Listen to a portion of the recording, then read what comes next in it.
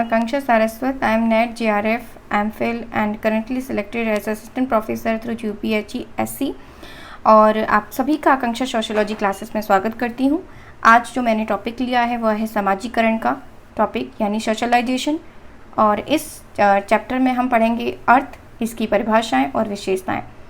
अर्थ को जानने के लिए हम आगे बढ़ते हैं कि समाजीकरण का क्या अर्थ होता है। तो देखिए, सबसे पहले तो हमें ये जानना ज़रूरी है कि हमारी अपनी स्वयं के बारे में सोचिए कि आपकी जो भी पर्सनैलिटी है, आपके जो भी व्यवहार है आसपास के व्यक्तियों के प्रति, आपके पेरेंट्स के प्रति, आपके रिलेटिव्स के प्रति, और आपके जो भी वर्किंग सर्कल है, आप जहाँ भी काम करते हैं वहाँ पे आपके जो व्यवहार के तौर तरीके हैं, जो भाषा आप प्रयोग करते हैं, क्या आपको वो आपने वो कैसे सीखी। कभी इस बात पर गौर करने की कोशिश करिए कि आपने सीखी कैसे वो। ये देखिए, ये जो भी आप व्यक्तित्व जो आपने प्राप्त किया है, जिस प्रोसेस से आपने ये सारी चीज़ें सीखी हैं, वे उस प्रोसेस को ही हम समाजीकरण कहते हैं। तो इसी को हम समझेंगे आज कि यह होता क्या है। तो सबसे पहले जानते हैं कि समाजीकरण क्या है। समाजीकरण एक प्रोसेस है, एक प्रक्रिया है। प्रोसेस का मतलब है जो चल रही है, जो लक्ष्य तक नहीं पहुंची है। देखिए, समाजीकरण एक ऐसी प्रक्रिया होती है जो लगभग पूरी ज़िंदगी भर हम सीखते जाते हैं, नई नई चीज़ें सीखते रहते हैं। कोई भाषा सीख रहे हैं, कोई मानदंड सीख रहे हैं, कोई मूल्य सीख रहे हैं या रीति रिवाज सीख रहे हैं, उनको हम फॉलो कर रहे हैं। तो हम देखते हैं कि एक प्रोसेस है यह, जिसके द्वारा एक जैविक प्राणी से मतलब है जो बच्चा पैदा होता है, एक लिविंग ऑर्गेनिज्म है जिसको सोसाइटी के बारे में कुछ पता ही नहीं है, उसका सामाजिक प्राणी के रूप में विकसित होना एक ऐसा प्रोसेस है जिसके माध्यम से एक जैविक प्राणी सामाजिक प्राणी बनता है। जैसे कि आप शिशु को देख लीजिए, जो बच्चा पैदा होता है वह किस प्रकार से बड़ा होकर के एक सामाजिक व्यक्तित्व को प्राप्त कर लेता है। तो हम समझते हैं कि समाजीकरण को एक सीखने की प्रोसेस की तरह हम सीख सकते हैं, समझ सकते हैं। तो एक बालक के द्वारा समाज में जो प्रचलित रीति रिवाज हैं, खान पान है, व्यवहार के तौर तरीके हैं, भाषा है, वो सब चीज़ें जो बच्चा सीखता है और अपने को एक सामाजिक व्यक्तित्व के रूप में ढालता है, उसी को हम समाजीकरण कहते हैं। और हाँ, एक बात और ध्यान रखना है कि ये समाजीकरण एक प्रोसेस है जिसके द्वारा एक बच्चा स्वयं को एक सामाजिक व्यक्तित्व के रूप में ढाल रहा है। परंतु यह सोशलाइजेशन, यह प्रोसेस अलग अलग समाजों में अलग अलग हो सकता है। फॉर एन एग्जाम्पल, अमेरिका में हम देखते हैं, अमेरिका या अदर वेस्टर्न कंट्रीज़ में हम देखते हैं कि वहाँ पर जो आदर सम्मान प्रकट करने के तरीके अलग होते हैं, एक दूसरे को हक करेंगे। और लेकिन हमारे यहाँ पे बड़ों को चरण स्पर्श करते हैं, हाथ मिलाते, नमस्ते करते हैं, जैसे हमारे रीति रिवाज हैं। हम अपने रीति रिवाजों को अपने यहाँ पे जो सीख रहे हैं वह हमारे यहाँ का समाजीकरण है, वो उन्होंने सीखा जो वेस्टर्न कंट्रीज़ के लोगों ने भी, उनका समाजीकरण है। अतः समाजीकरण एक समाज से दूसरे समाज में भिन्नता रखता है। अब देखते हैं इसकी परिभाषाओं के बारे में, कौन कौन सी महत्वपूर्ण परिभाषाएं रही हैं समाजीकरण की। तो ये मैंने महत्वपूर्ण परिभाषाएं ली हैं, सारी परिभाषाएं नहीं ली हैं, मुख्य रूप से जो एग्जाम्स में आती हैं वो उठाई हैं मैंने, और इनके कीवर्ड्स को डालने का प्रयत्न किया है जिससे कि आप इनको आसानी से समझ सकें और याद भी रख सकें। तो ग्रीन के अनुसार जो परिभाषा है, समाजीकरण वह प्रक्रिया है जिसके द्वारा बच्चा सांस्कृतिक विशेषताओं, आत्मपन और व्यक्तित्व को प्राप्त करता है। तो इसकी जो कीवर्ड्स हैं मुख्य रूप से, एक तो प्रोसेस है जो मैं बता चुकी हूँ कि प्रोसेस क्या होता है। दूसरा है कि सांस्कृतिक विशेषताएं, आदर्श, मूल्य, रिवाज, ये सब जो हमारी सांस्कृतिक विशेषताएं हैं, इनको हम समाजीकरण की इस प्रक्रिया के माध्यम से सीखते हैं। व्यक्तित्व यानी कि हमारी जो पर्सनैलिटी जो बनती है, वह सोशलाइजेशन के प्रोसेस के माध्यम से यह पर्सनैलिटी डेवलप होती है, उसका विकास होता है। तो ये किसके कीवर्ड्स हैं, इनको ध्यान रखना है। ग्रीन की डेफिनेशन यही है। अब देखते हैं किम्बल यंग के अनुसार। किम्बल यंग ने जो परिभाषित किया है अपने समाजीकरण की परिभाषा में, देखते हैं। समाजीकरण वह प्रक्रिया है जिसके द्वारा व्यक्ति सामाजिक एवं सांस्कृतिक क्षेत्र में प्रवेश करता है तथा समाज के विभिन्न समूहों का सदस्य बनता है, जिसके द्वारा ही उसे समाज के मूल्यों और मानकों को स्वीकार करने की प्रेरणा मिलती है। तो यहाँ के जो कीवर्ड्स रहे हैं वो ये हैं कि समाजीकरण भी इन्होंने भी प्रोसेस ही माना है। तो इसमें क्या है कि वह एक प्रोसेस है जिसके माध्यम से एक जो शिशु, जो लिविंग ऑर्गेनिज्म है, वो अपने व्यवहार को, तरह तरह के व्यवहार को सीखता है, और इस व्यवहार को सीखने के बाद वह सामाजिक और सांस्कृतिक क्षेत्र में प्रवेश करता है। सामाजिक क्षेत्र क्या है उसका, जैसे एक बच्चा है अपने परिवार के संपर्क में आएगा, वह उसका सामाजिक क्षेत्र है, सांस्कृतिक क्षेत्र है। उसके बाद वह परिवार के संपर्क में आएगा, अपनी मित्र मंडली के संपर्क में आएगा, अलग अलग लोगों के संपर्क में आएगा, और ऐसे समूह का सदस्य बनता जाएगा धीरे धीरे।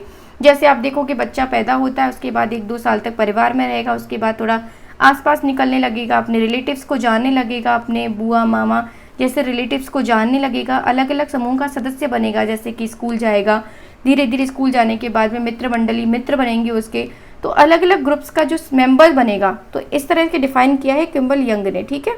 तो ये हमारे समझ में आ जाता है, किम्बल यंग ने कहा है कि जब व्यक्ति एक सामाजिकरण एक ऐसी प्रक्रिया जिसके माध्यम से व्यक्ति समूहों का सदस्य बनता है। देखिए समूह के सदस्य से याद रखना है इसको, डेफिनेशन को, तो ये किम्बल यंग की डेफिनेशन है।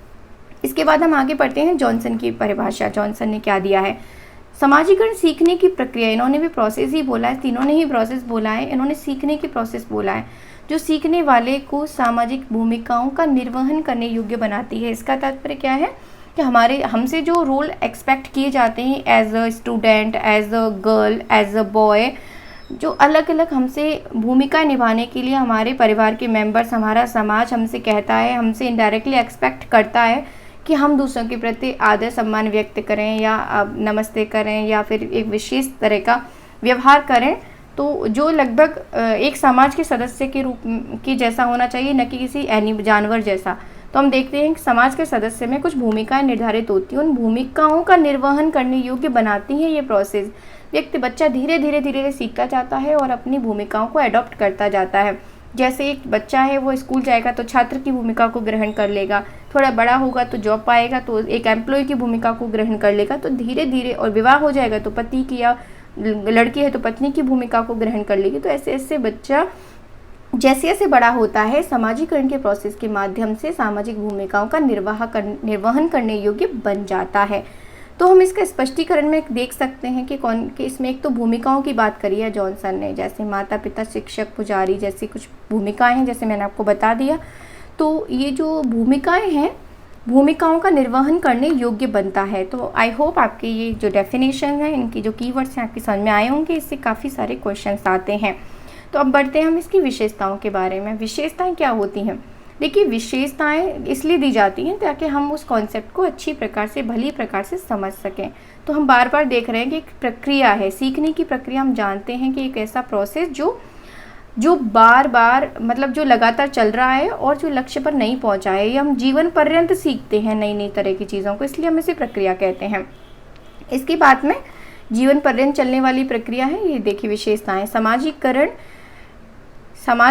समय के सापेक्ष है। समय के सापेक्ष के मतलब है कि समय के साथ इलाके स्वरूप में अंतर आ जाता है। यानी एक चीज़, जैसे मैंने बताया अमेरिका और भारतीय समाज का जो की संस्कृतियों में जो अंतर है, आप देख सकते हो उन दोनों की संस्कृतियों में अंतर होता है। वहाँ के समाजीकरण किसी चीज़ को अच्छा बता रहा है, हमारे यहाँ पे वो चीज़ें गलत बताते हैं। यानी समय के सापेक्ष होता है, अलग अलग समय में और अलग अलग स्थानों में इसमें भिन्नता पाई जाती है।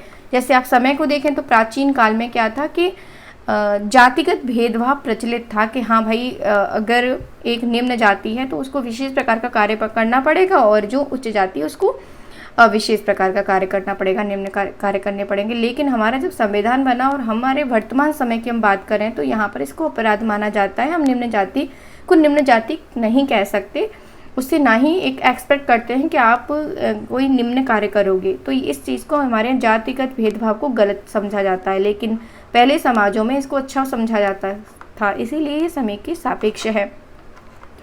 अब ये स्थान सापेक्ष कैसे? जैसे कि मैंने आपको बताया कि ये डेविस का एग्जाम्पल और है कि देखिए मसाई जनजाति का इन्होंने अध्ययन किया है डेविस ने, उसमें पाया कि वहाँ सम्मान व्यक्त करने के लिए एक दूसरे पर थूक दिया जाता है, लेकिन हमारे यहाँ पे ये काफ़ी निंदनीय समझा जाएगा।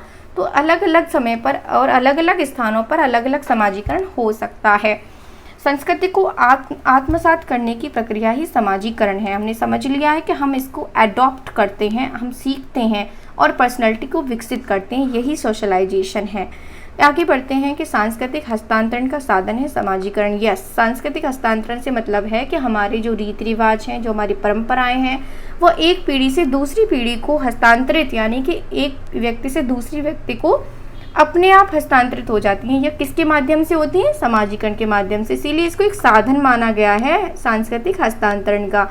हम विशेष प्रकार के व्यवहार को सीख लेते हैं, जैसे कि हम नैतिक मूल्यों को सीखते हैं, हम विशेष प्रकार के तरीकों को सीखते हैं। अपने खाना बनाना ही देख लीजिए, खाना बनाना हम एक पीढ़ी से दूसरी पीढ़ी को सिखाते जाते हैं, या विशेष प्रकार का व्यवहार है, एजुकेशन है। कहते हैं कि भाई आपको पढ़ना है, आपको हमारी जो पुराण है, रामायण भागवत हैं, उनको पढ़ना है हिंदू धर्म में।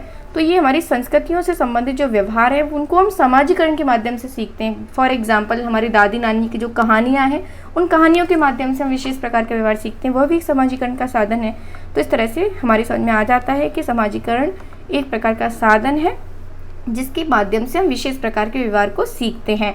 उदाहरण के रूप में पूर्वजों से परंपराओं के रूप में हम कहानियाँ देखिए, वही है कि हम अपनी कहानियाँ सीखते हैं, कहानियों के माध्यम से सीखते हैं। तो हम समझ सकते हैं कि समाजीकरण एक प्रकार का सीखने का तरीका है, जिसके माध्यम से हम सामाजिक व्यवहार सीख रहे हैं, चाहे वह कहानियों के माध्यम से हो, चाहे रीति रिवाजों के माध्यम से हो, चाहे व्यवहार के मानदंडों को सीखें उस माध्यम से हो।